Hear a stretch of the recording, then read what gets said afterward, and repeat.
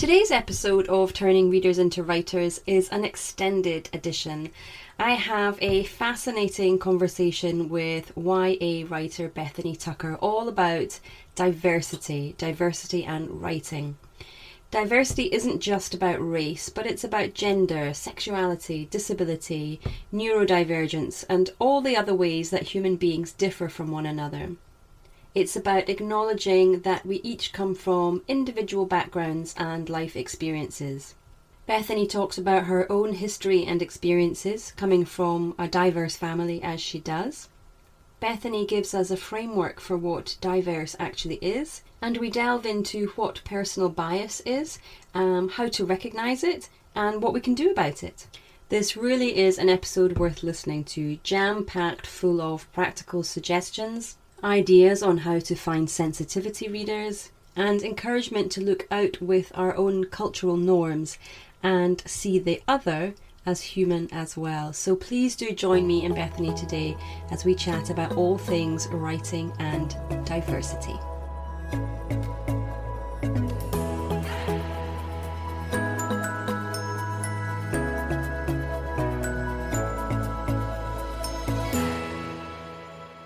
Welcome to the Turning Readers into Writers podcast, where we teach beginner writers how to find the time and the confidence to write their first novel.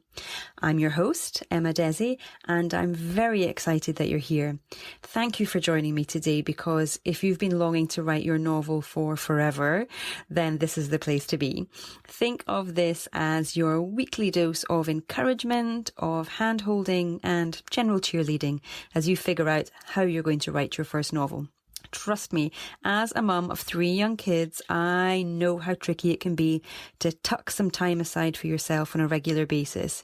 And even when you do find that spare 5 minutes, you can feel so overwhelmed that no writing gets done. Trust me, I have been there, but this podcast is going to help you in practical ways, because once a week I'll be delivering an episode that gives you steps to building a writing routine, encouragement to build your confidence, and cheerleading until you reach the end. Okay, let's start. Well, welcome, Bethany. I'm so glad to have you back on the show again, but we're going to be talking about quite a different subject today. Very different. I'm really excited. Thank you for having me back. A pleasure, a pleasure. So we're going to be talking about diversity today, particularly diversity in writing. And we were chatting off air just before, and we were commenting on the fact that there's not a lot of information out there about how writers can be more inclusive in their writing. So I know that you're kind of looking to step into that space and help people like me be more aware. Yeah, I think I've been given this incredible privilege to kind of stand there and talk about it. It's a scary topic. I find a lot of people are very afraid to talk about it. And I can't avoid talking about it. My husband is Black, and my family and I went through this whole transition of just talking about race and having to integrate in that, because I grew up incredibly white. I lived in entirely white communities. And then I went to university and I was homeschooled. So they put me into this, I was considered an at-risk student. So they put me into this at-risk pre-orientation. You showed up a week before everyone else and they gave you more help. Well, I walked into the room the first evening when they had the opening ceremonies, invite everyone in for this pre-orientation. And I'm one of like 2 white people in the room. Later, I found out there were like 3 others. But I looked around and I went from, I didn't see anyone who looked like me. And that week just opened my eyes. And I also met my husband that week. Okay. So a question for you would be, how, when you walked into that room and you didn't see anyone else like you, do you remember how you felt in that moment? Incredibly intimidated. I am a very short woman. And everyone looked like, to me at the time, everyone looked like I'd walked into like a basketball team, and everyone was taller than me and louder than me. And they seemed to know each other and I didn't know them. And I also had that very natural, like I'd gotten the messaging that these are people at risk. These are people who might not do well in a college campus. And my university had literally targeted everyone who was not white as at risk, which should tell you something about the US and how we deal with race and how the access to higher education at this elite. Because I was fortunate. I got a huge scholarship. I was able to go to this elite private liberal arts college. So yeah, that's the group I went in with. And they absolutely had my back. It was amazing. We bonded over that week. But it was intimidating. It was uncomfortable. We talked about race. We talked about prejudice. We talked about the barriers just for these other kids with me to get to university. And the fact that the other students in the school didn't really expect them to be there. Like there was a divide. Like we stayed grouped together as we went through. And I got very comfortable with them. They became my people. But obviously I married one of them. We're still together, 15, 16 years later. Wow. But I had to get comfortable listening to the tears. I had to get comfortable listening to the anger. I had to get comfortable watching that this is a space where we're going to talk about the difficult things. You don't talk about the weather. You talk about what's real. Okay. So yeah, I can imagine that was quite a culture shock. Yeah. It's I've only had one experience like that. We went to India and we were there with the Mumbai bombings, and a few days later we were out shopping, and then everybody kind of thought that there was another bomb going off, so everybody kind of hid in different shops. And so we ducked into a shop and we were the only white faces in the shop. And there was that feeling of, as white, rich tourists, you're the reason we're being attacked. And so we just kind of felt everybody's eyes on us. And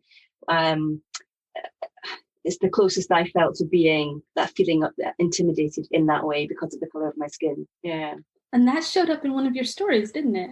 It did. Yes, it did. That's right. Yeah. My short story. That's funny. So let's get down to the nuts and bolts then.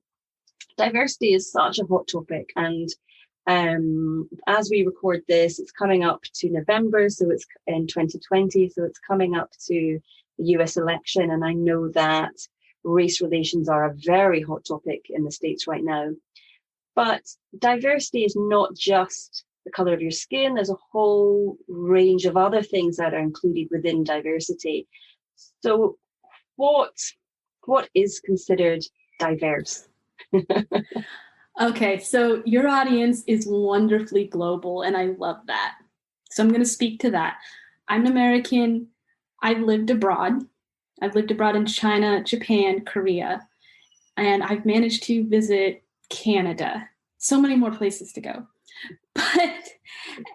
And I'm going to acknowledge there's privilege in the fact that I can say I've been to all those places. So many people don't have a passport to let them go there, let alone an education or a skill set. So, but coming from that perspective, diversity is whatever is not considered the norm. And norm for English literature has historically been a white man, maybe a white woman. And I'm going to roughly give an age range as well, between the ages of 15 and 40. 40 is a little high. I mean, there are many famous stories outside of that range, but a lot of genre fiction, especially nowadays, is in that heroic age when people go and do things. So diversity is anything outside of that. But if you are writing in, say, China, diversity would actually be someone who's not maybe Han Chinese, so a different minority group. And I don't read a lot of Chinese literature. I'm not actually versed enough in Chinese to read it, but it would be outside of whatever is considered standard for your culture. So a hot button topic for China would be writing a positive story about someone from Xinjiang who's Muslim. That would be explosive, probably, from what I read of their news, because Go to BBC News and you can read up on that. It's very contentious right now in a very heartbreaking way. So think about where you're at. Think about what you see in your language, in your literature all the time. And then diverse for you is going to be anything outside of that. Okay. So it's not just male, female, it's not just white, black, but it could be a disability of some sort. It could be a stutter. Yeah, actually, I wrote out bullet points on this. I mean, diversity happens in like the biggest categories would be religion. So anything that's not like Protestant, or in England, maybe Anglican, until recently in the US, even being Catholic would be a more diverse religion. Neurodivergence. So neurodivergence can cover people who are extraordinarily gifted, or people who are on the autism spectrum, or anyone who has like a mental disability, or even neurodivergence can cover people who have like depression or bipolar, schizophrenia. These are all things that I'm excited to see showing up more and more in literature, but they're still not as common in literature as they actually are in our world. Mm-hmm. So, like, and the people you see writing the stories that do contain these characters, do they tend to be written, from what you've seen, do they tend to be written by a younger writer than an older writer? I see older writers branching into it, having the clout to do it. Okay. And I see younger writers needing to write their own stories. So I would say it's a spectrum of answers. Well, that's good that it's from all different ages as well. Yeah. So that's great. So now we kind of have an idea of what diverse characters are, and essentially anything out with what we as individuals consider to be normal, in inverted commas. Something else that sort of I struggle with quite a lot, trying to recognize this, is the idea of personal bias. So each of us as individuals have personal bias, but it's so intrinsic within us, it's so part of us, that it's hard to recognize it. I wonder if you could speak to that a little bit, either how we show personal bias and things that we might kind of be looking out for when we want to investigate ourselves. Get uncomfortable. You need to get uncomfortable. That's the easy answer. The more useful answer, to be honest, is you have to create a structure of awareness of yourself. And this is going to sound like I'm moving a little bit away from writing, but essentially writing comes from within, and this is personal development. Doing this well will mean that you have to internalize concepts, and it's going to affect more than just your writing life. But if you're asking these questions, you probably want that. So it happens on a day-to-day basis, because when we sit down at the keyboard and we're like going into the writing, like we just go. Mm-hmm. And you're working with the characters. You're not thinking, oh, I'm going to be a socially aware person today and create balanced characters. Like we might intend to, but when you're like, okay, so Susan's going to go to this place and she needs to do this, so she finds this clue, it gets messy really fast. And all of those subconscious biases and things are just going to show up, and you're not aware of them because you're trying to write. So this happens in layers. It happens before we write. It doesn't always happen exactly while we're writing that first draft or the first beat, and then it happens while we edit. It can happen while we're editing the outline. It can happen at any point after we write that first draft when we have enough perspective to look at it. I mean, it's really hard to even catch our comma problems while we're writing, let alone like a race problem. So you have to pay attention to what you just trust, and pay attention to what you don't trust, and ask yourself why. If you're walking into a store and you're trying to build this awareness for yourself of your own biases, they are invisible to us. And walk into a store and say, who here am I clutching my purse when they get too close to me? And who here would I leave my purse with, even though I don't know them? those answers will show you really quickly what you might have going on the inside that you like or don't like, or you might even come back and be like, Bethany, I've got really good reasons not to trust this person. You're crazy. And that's okay. We all have lived experiences that tell us who's safe and who's not. We have biases because they are part of what we have evolved to protect ourselves. There's too much information coming in, and our brains create these shortcuts. We socially create shortcuts so that we can just get through life. Like, who do I talk to? Who do I don't? In-groups, out-group behaviors. Otherwise, we would be dealing with everyone out here in front of us, making too many decisions at once. Mm-hmm. So give yourself some grace and start with really simple questions. And I would start with the question, who do you trust and who do you not trust? I have personal biases against Korean businessmen. And I am very painfully and embarrassedly aware of this. However, I got them through very painful experiences. I worked in Korea. I had some very not good experiences with Korean men around work. And then I came back to the US and I worked with another Korean company who were frankly doing very unsafe business practices, and they put me and my husband at risk.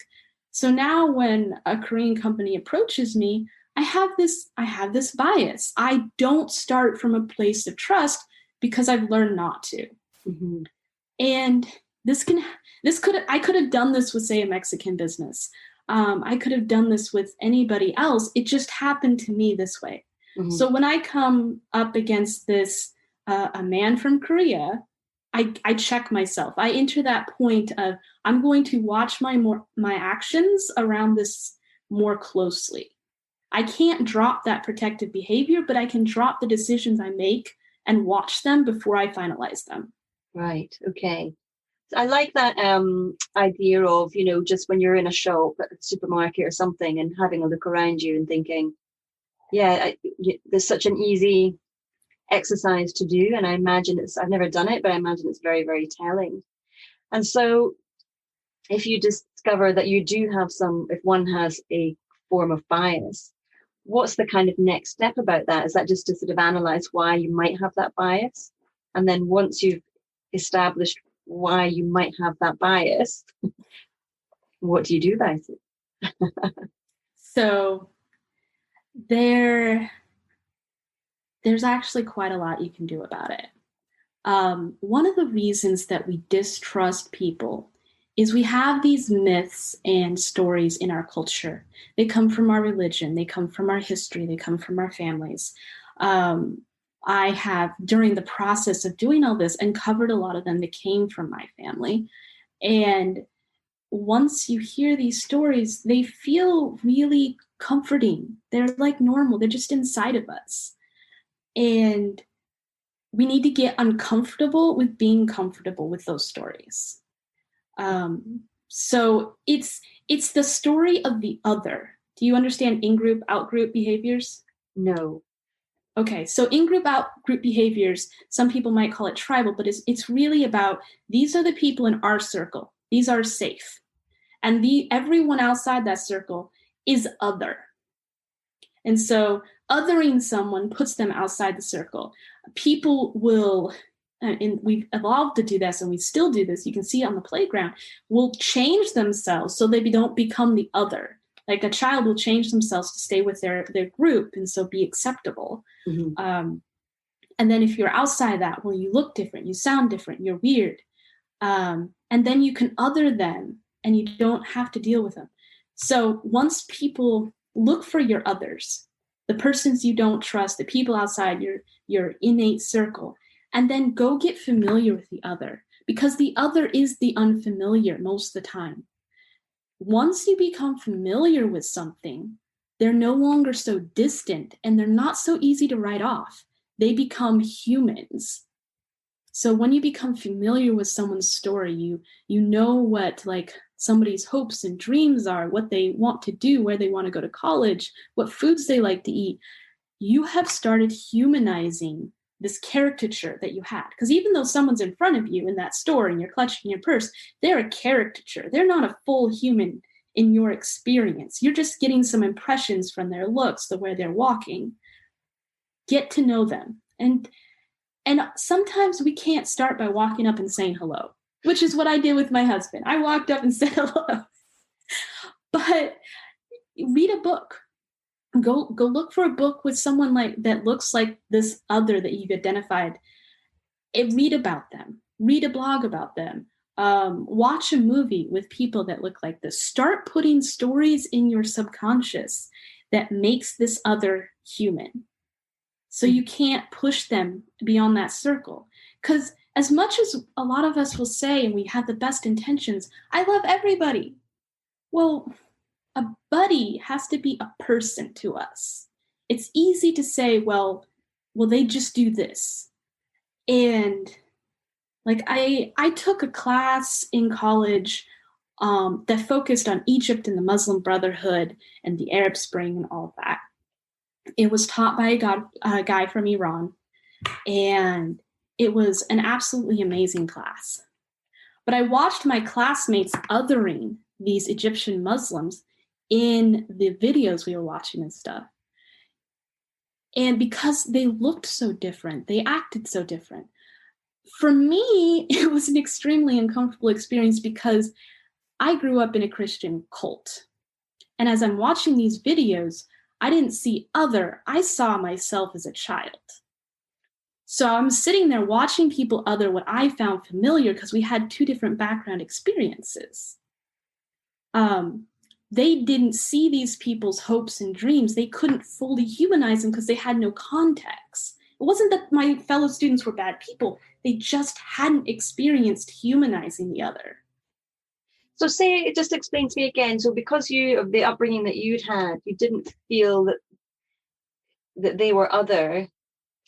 Is that because you'd both grown up or lived in very, very religious, very what one might describe as extreme yes. upbringing? So even though they believed in different things, they both had that same intensity and that same devoutness. Is that what you mean?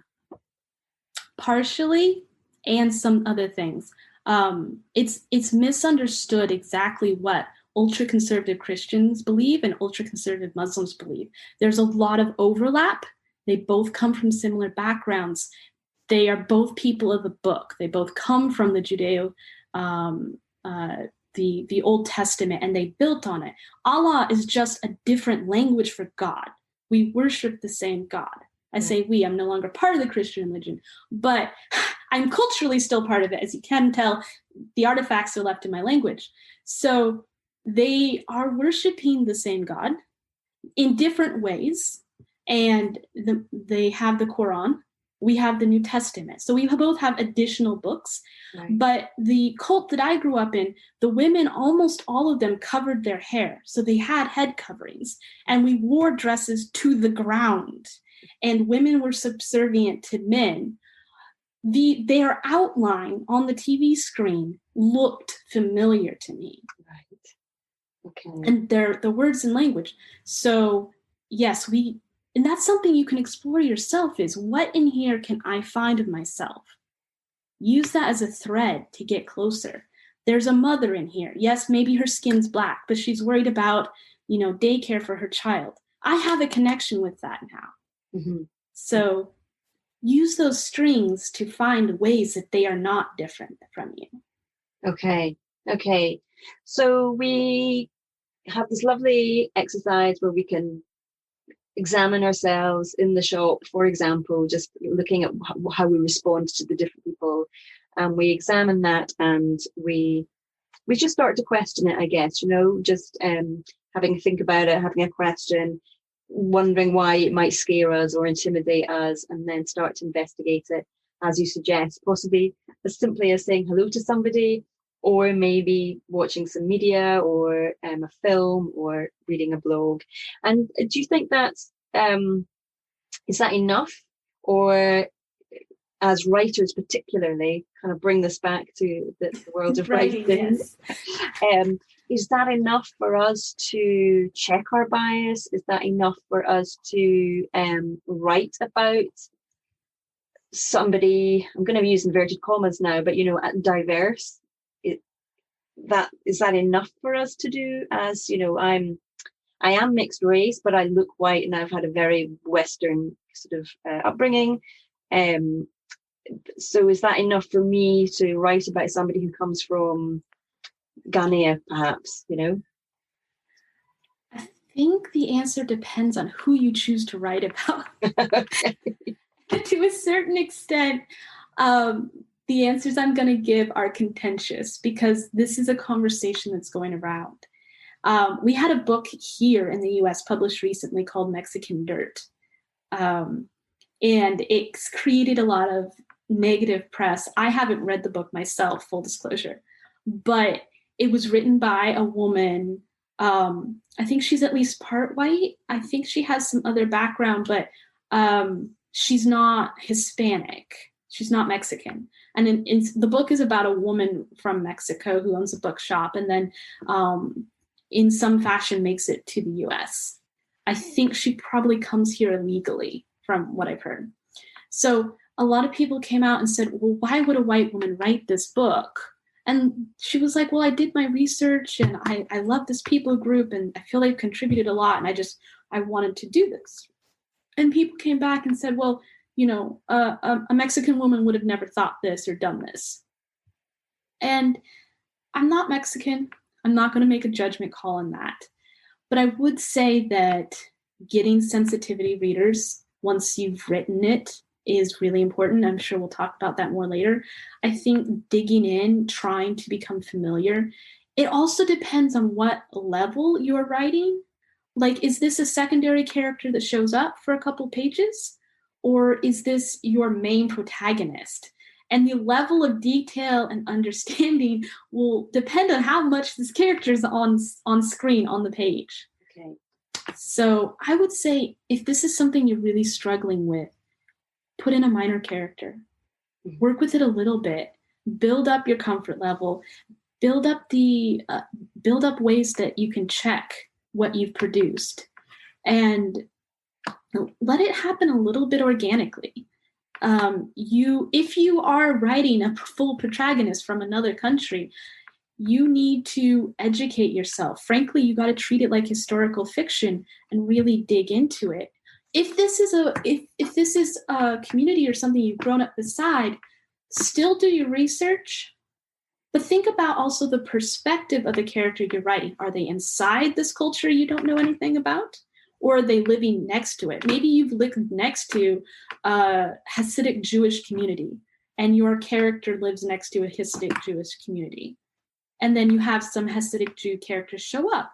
You are going to be able to use your perspective because you live next to them. But if you have a character from that Jewish community become more a part of your story, then you need to get into their experience a little bit more and say you've lived. Find out how they view you if it becomes important to the story. Mm-hmm. Mm-hmm. So perspective, your POV is going to matter so much. Mm-hmm. Yeah. I think that's a great way to approach it, as you say, kind of like as if you're doing historical research or a genre that involves in-depth research and you have to have a good knowledge of it. Yeah, I'm sorry I can't tell you any of this is easy or quick. It's not. No, it's not. It is difficult and it's such hot potato right now. It's and I think because of that, it's scary, and I wouldn't be surprised if a lot of people opt to not do it because there's such fear around it. But do you think that do you think it's important that majority writers, white writers, because we're in the West talking about North America, Western Europe, do you think it's important that white writers do include diverse characters in their stories? And if they are scared to write about those characters, how would you suggest encouraging them not to be so scared and to try it? I'm not sure I can encourage anyone not to be scared. I was frankly nervous and scared to do this podcast just because it's such a hot button topic and I live with this every day. But I can say that it's worth walking through the fear. So you're not going to get rid of the fear, but it's absolutely worth going through it. So backing up to the first part of the question, and I'll come back around to the fear because there are ways to work with it, I promise. Is it important for majority writers, so in this case we're in English, so mostly white, to write minority characters, especially racially diverse characters? And I would say yes, and here's why. We as writers are carriers of our own culture, and particularly because we're speaking in English, carriers of our culture in this language. We dominate it. So in a way, what we write, and I actually studied political propaganda in university, which has been amazing. We craft a vision. I'm not sure if you've heard the term imagined communities, No. but it's this idea that we create in our head, we collectively have this imagination of what our community is. And part of the way that's created is through art and music and literature. In literature, story creates this imagined community. And who shows up in our stories is who we imagine we are aligned with, who is in our sphere, who is in our society. So historically, we have left out most of these characters, or we have regulated them to roles of servants or villains, etc. We have imagined this community in where these people play these roles for us. And we are not going to be able to get away from the effects of that imagination because it's baked into our classics. It's baked into the myth of those who speak English natively. So the only thing we can do going forward is to choose to not continue to make that myth, because that's the only way we're going to move past the racial violence that's happening in my country now, the tensions that are happening in other places. Our children need to imagine a country and societies, an English-speaking society that spans the world, that doesn't have these things. And that's only going to happen if what we bring into ourselves starts to change that. Does that make sense? I think so. So I think what I'm understanding is that as native English speaking writers, it's important for us to reflect that our English speaking countries are broader now than just a European Caucasian. And that needs to be reflected in all stories as our society changes.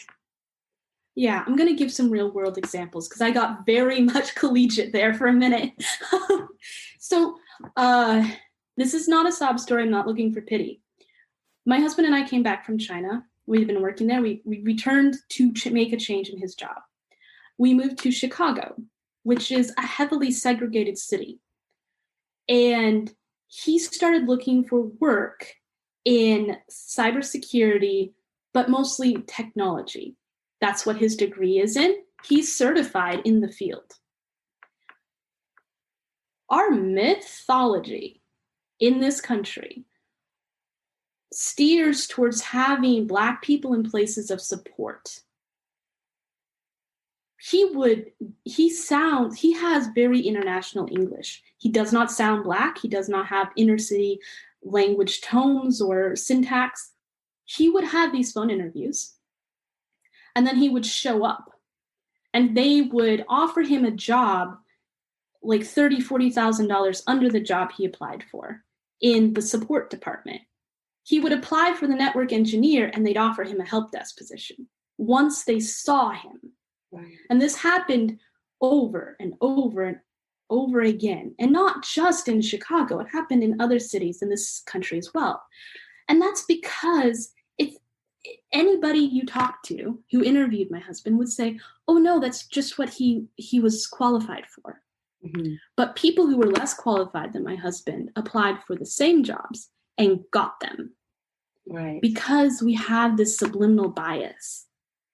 Mm-hmm. And it's in our culture. You can say, I'm not racist. Well, you're part of it because it's in your mind. You see someone and you assume what they are. Mm-hmm. So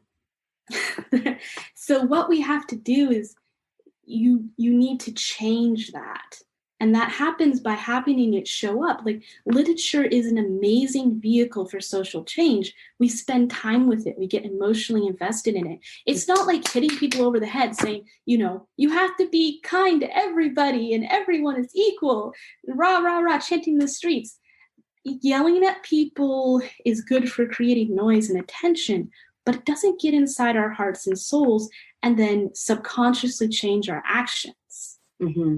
Mm-hmm. Story is one of the most powerful vehicles that exist in the world. We writers have this amazing, amazing position that we're in. Yes.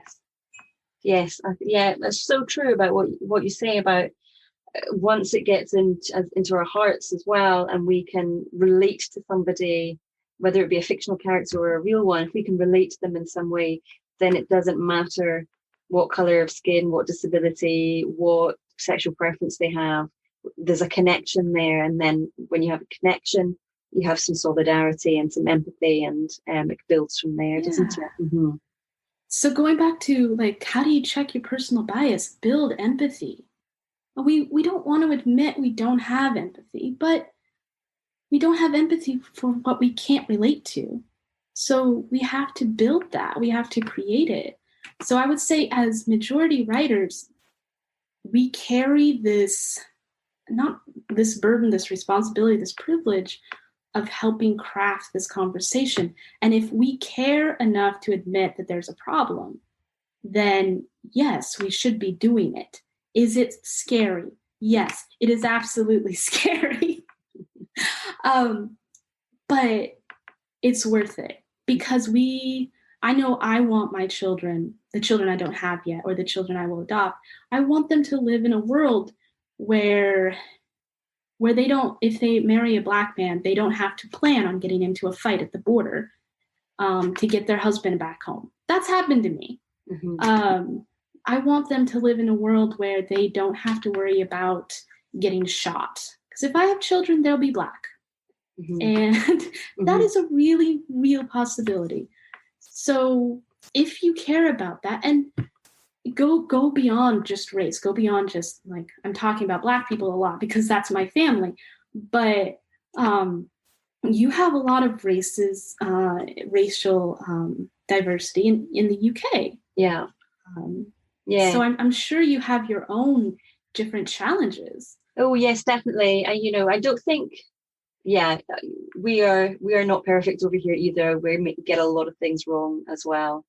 And I think what's happening in the States has had a ripple effect over here, not just in the UK actually, but also in other European countries as well. So it's some of it's been positive, or some of it is having a positive impact globally, not just in North America or in the States. But but I'm glad you made that point, though, that it's not just about race, it's also about gender, it's also about disability and the other things that we consider to be other. Gender is another thing. I don't know if you're happy to talk about that, but gender is also another hot potato. And I confess it is a subject, or it is a character I would, at the moment as we're having this conversation, it's certainly a character I would not want to include. And that's because it feels to me like it's changing every day. The language changes from month to month. The spectrum of genders and sexuality changes from week to week. And it feels like, you would write a story and by the time it's published, it's completely out of date and you'd be getting everything wrong, and you'd be getting slandered for it. I don't know if you've got thoughts on that, or if there's anything you could sort of talk to about that. Yeah, so I completely sympathize with that. I'm queer myself, I'm bisexual, and the range of gender identity and sexual orientation, which are two different things, out there, it can be even intimidating to me. I identify as bisexual because I'm attracted to men and women as men and women. I have a very definite pull towards a feminine and a male, and I incorporate both. My sister identifies as pan. So I've never heard of. so she develops that pansexual. She doesn't really care if you even look or code like a man or a woman. So she's open to people who don't necessarily code masculine or code feminine, no matter. So you can be born male, but gender present female, but not be trans. That's totally possible. Okay. See, that's just blowing my brain. Well, side note very quick, gender presentation is a social construct. It's not something we are necessarily born having to do. So what a woman does or a woman looks like is time and place, culture dependent. Does that make sense? I'm trying to think about that. Gender-wise, yes. Okay, gender-wise, yes. Yeah. Yeah. So I have very strong attractions towards social constructs of male and female. I find them both attractive. My sister is not as attracted towards social constructs of male or female. She does not care where you fall on the spectrum.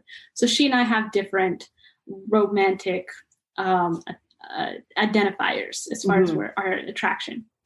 And it's been fun to talk to her about it because I didn't know much about pansexuality, even though I was literally bisexual myself. And you think I'd be on top of all of this. We people who are queer and LGBTQ+, we don't spend all day thinking about it. And that's practically what we would have to do. So if you're a writer trying to figure it out, I sympathize with you. So what you really do is pick the one that you're doing and research just that identity if you can. Pick up a book by someone who identifies as that. There's support groups out there. There's professors who teach queer and gender studies. Reach out to these people who are literally there to educate. And you'll be surprised how much these people want to communicate. We're usually, if we have set ourselves into a space where we're publicly accessible, it means we pretty much do want to talk about it. So don't try to figure out the whole thing. Don't. It's too big. It's too much. Pick one. Try to figure out that one. But also realize, you talk about the scariness of it changing. I don't change that much.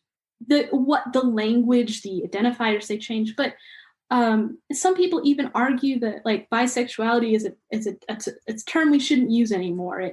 It's a dichotomy term, and we shouldn't have this dichotomy. Well, I'm attached to it. It's my identity. So there's always going to be people who are like, no, the old term works for me. And there'll be people out there be like, well, no, this term, I find this term offensive. Well, you find it offensive, I find it useful. Am I going to use it on you? No, I'm going to keep it in my own space. I'm going to try to not trigger you in any way, but it's my term for now. No one's given me a good reason not to use it. So when you're facing that overwhelm, pick one, ground it in time, and then try to be confident in your research, and then go forward. We have to do that all the time. And you don't know. And if someone comes back to you and is like, hey, how about this? Then you can be that person who's always learning. I published a book. I published 3 books. It's an ongoing series about a girl who doesn't realize that she is bisexual or pansexual, and she doesn't really have a strong identifier of male or female. She's had to pretend to be male in her life, and she's ended up in this gray area in the middle. And I had a beta reader literally yell at me over it and tell me that I was damaging trans youth. Well, the fact of the matter is, 1, this beta reader wasn't trans, and I hadn't written a trans character. I'd written a gender queer character, a character that didn't have strong identity one way or the other. So someone might yell at you. they might not be right. Yes, good point. Think about where they're coming from. Think about why they're yelling at you. And give yourself the grace to say, no, this is the story I told. This is how my reader identifies, because my character goes back and forth. She's not sure. And if you ask her what pronouns are, she's set in a fantasy world. She's like, pronouns? Like, that's not a thing. When she's pretending to be a man, she's not pretending. She's just in that masculine identity of hers. Then everyone uses male pronouns on her. Mm-hmm. But she was born female, and her closest people were introduced to her in that manner. So she might think of herself as both, but her closest associates might use female on her. But as she grows, that changes because she gets close associates that only think of her as a man. And she lives in this very messy space in the middle. Mm-hmm. So I totally had, even though I'm bi, I totally had a mental health counselor read the book who deals with sex and sexuality. And we had some really deep topics on, okay, so this is how the character is. How do I make sure I communicate this in a non-damaging way? Mm-hmm, mm-hmm. So it's probably good to have someone who can look at it and be like, all right, I spewed this story on the page. I did my best, but get someone else to look at it, because even if you are an expert on it, you're not on the outside looking into your work. And your work takes on a life of its own when viewed through someone else's eyes. Yes, absolutely. Absolutely. And we do want that. We do want people to, our readers, to formulate this world in their head and to picture it, and it would become a 3D place for them. But you've mentioned it before, and you alluded to it there just now as well, that it's important to have sensitivity readers. Where might one go about, where would one find a sensitivity reader? It's not, I don't know, maybe there are Facebook groups that for that. So there seems to be a Facebook group for everything these days. Maybe there is, but where might you start? So I think you have used sensitivity readers before. Where did you go to find yours? I'm blessed with a very diverse friends and family group, so I went to them. Yeah. And so I would say start looking around at who you know. Start in your community, or your community online, or your community elsewhere. Like, your group actually has a fairly diverse range of writers. Mm-hmm. So for some things, your audience might be able to talk to each other. And then I would say there's a place, I just found them. I read part of one of their handbooks. I haven't managed to get through all of it because I've been writing. Let me make sure I have it. Salt and Sage. saltandsagebooks.com. They have the most impressive lineup of sensitivity readers that I have been able to find. Fantastic. I'll link to that in the show notes. Yeah. They are also putting out a series of books. They seem to be available wide. I found them on Amazon first, but I think they're available wide, that are like, let me get the title exactly right. The first one I saw was Writing While Black, and it's, come on app, please. Yeah. How to Write Black Characters, an incomplete guide by Salt and Sage Books. And they're putting out more of these handbooks. So that would be a good place for drilling down. No one book is going to cover everything, but their prices seem to be pretty reasonable. This is emotional and mental labor. So in pretty much all cases, I would expect to pay for this, consider it a service. One, it can be taxing on your sensitivity reader to delve into topics that are potentially painful for them. And even if you don't intend to write something, there may be something in there that is hard for them to process, and then they have to formulate it and find a way to tell you about it. Okay. So it takes time and money. Time that they could be spending. And a lot of people who are sensitivity readers, they may not be very high in the social economic sphere, at least in the US.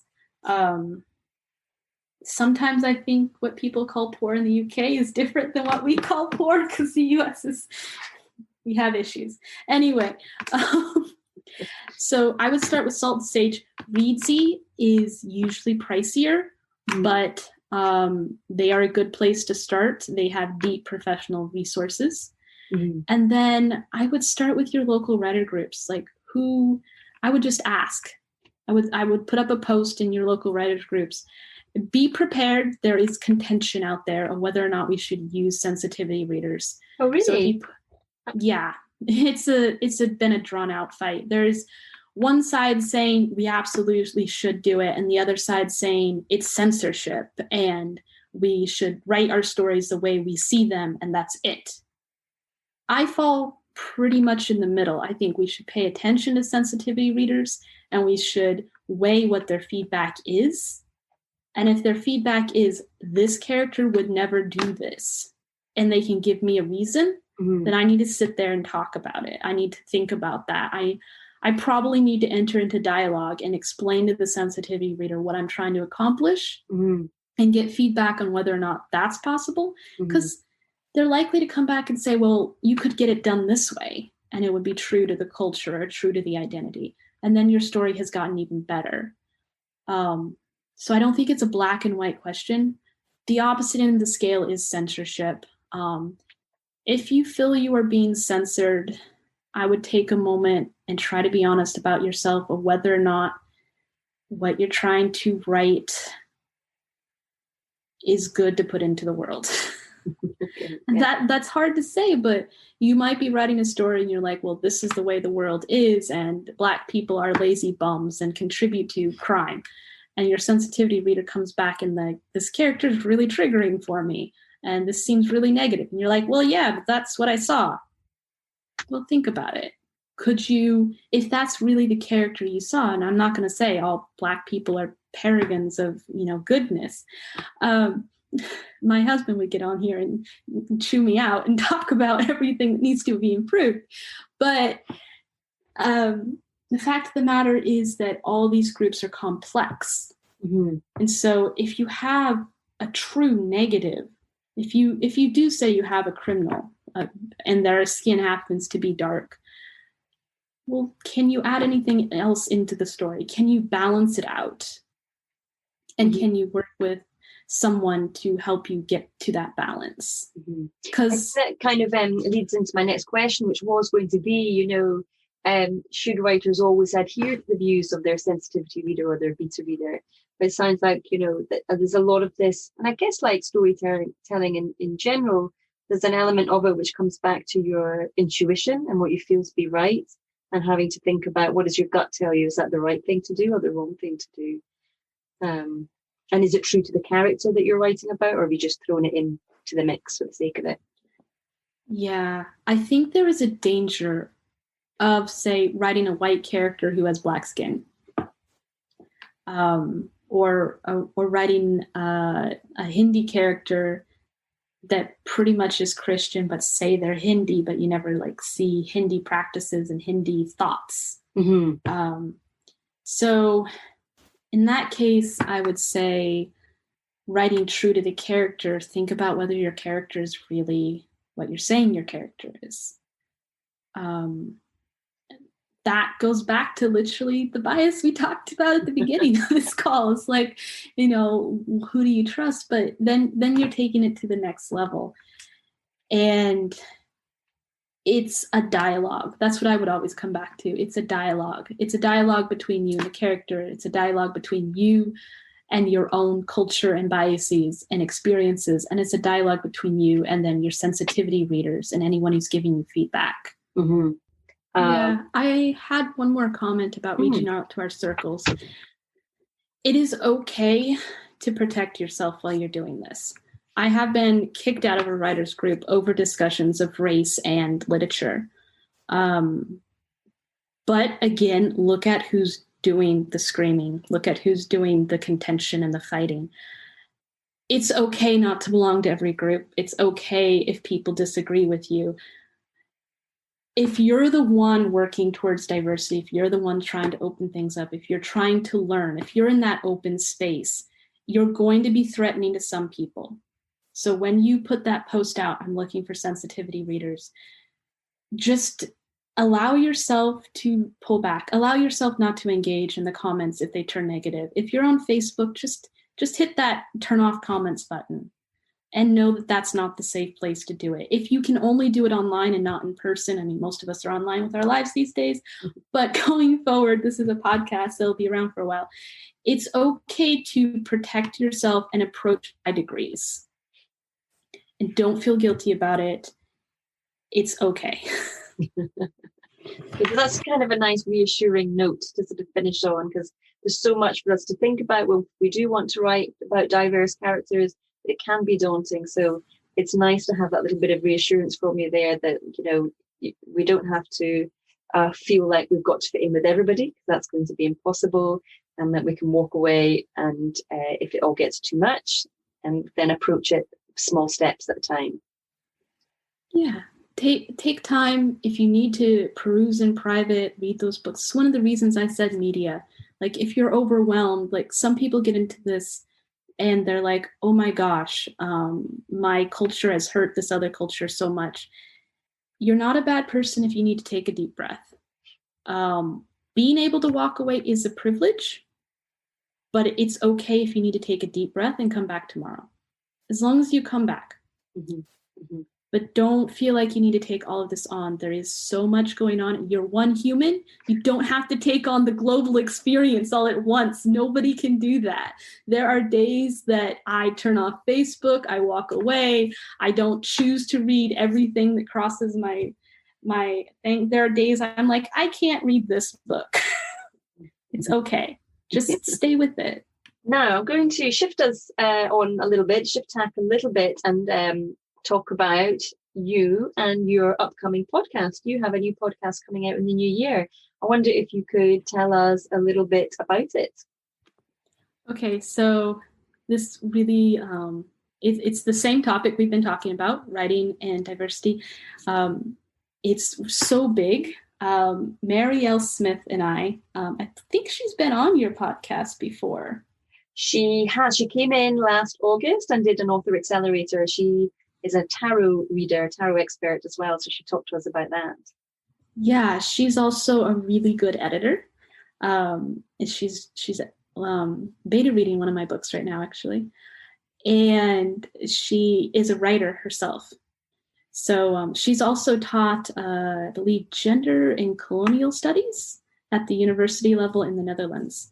So we got to talking, and she had this project going. She asked me to come on, and then it grew. And so we were like, okay, we're going to be podcasting this because it's going to take too long to get the book out. And this is a conversation we need to be having now. Mm-hmm. So the nothing is finalized yet as far as names and titles, but the subject will be writing diversity and how to do it. And we're going to be breaking it down a lot more. So each podcast, we will focus on a much smaller segment, like one particular group or one particular way of doing it and how to work with our biases, etc.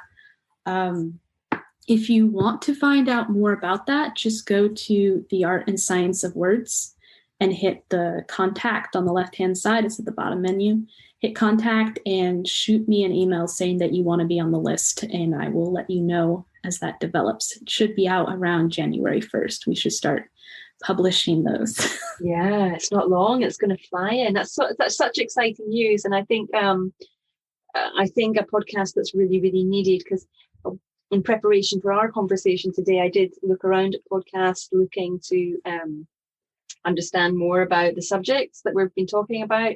But I don't think I found anything. I don't think I found one episode even that refers to diversity in writing.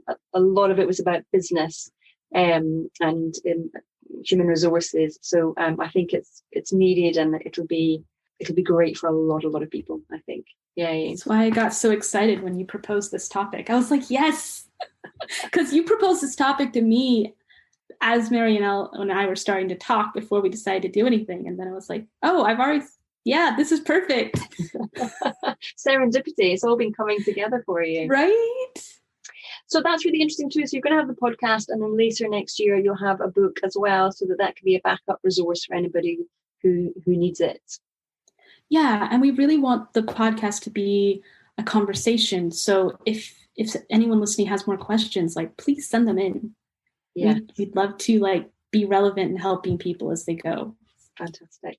Now, I feel it would be remiss of me to not mention your own fiction. You are a fiction writer yourself, and you write under the name of Mustang Rabbit, and you've got your Adelaide series. So how's that going, and where in the series are you right now?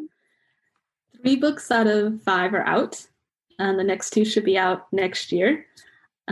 So the reviews have been good. It's been exciting. I'm looking forward to getting the series finished. And then we'll see what happens. I'm also releasing under Sierra Darren. That's dark epic fantasy. Oh gosh, you are busy. My goodness. Yes, I'm very busy. I'm a little crazy. Well, where can readers find your Adelaide series? Where are those available? They are available wide. So if you can't find them in a bookstore, let me know. They should be out. They are on Kobo, Barnes & Nobles, Amazon. I know they are in the major Australian store, which is escaping me right now. Dymocks? Is it Dymocks? I think so. Angus and Robertson.